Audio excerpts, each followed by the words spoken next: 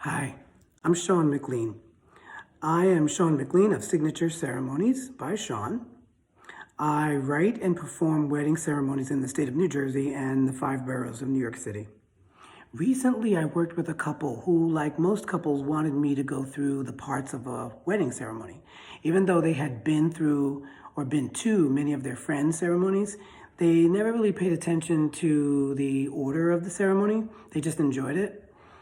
Typically, a wedding ceremony consists of the procession, in which the bridal party processes down the aisle of either a church or whatever the ceremony space is.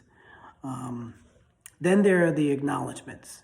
And the acknowledgments are the part of the ceremony where the couple wants the officiant, me or minister, to acknowledge those who are not present because they've died or because they just couldn't travel.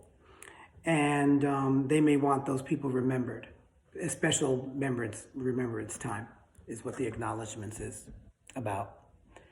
Then the officiant or minister will go into the love story of the couple.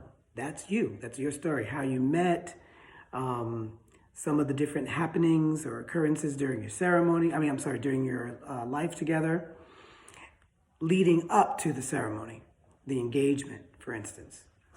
And that can be either long or short, depending on what you want.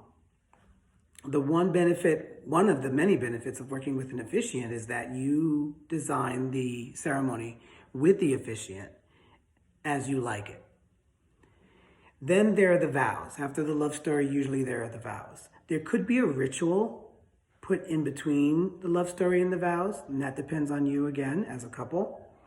But the vows to one another. And that pretty much is where you legally commit yourself to one another publicly, and the promises you make to one another.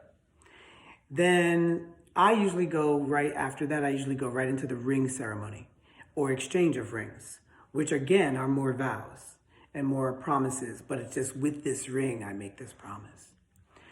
Then there could be the candle lighting ceremony, which I often do after the ring ceremony. And that's when, say, the mothers will come up and light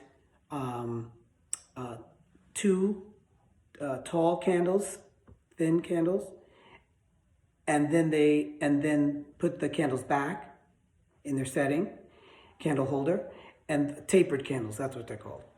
And then the bride and groom will take the candles that their mother lit in a tea candle, they'll take the tapered candles and they will light a unity candle, like a 4-inch round diameter candle, white, usually white. After that, there is the pronouncement of husband and wife, or whatever pronouncement fits your situation.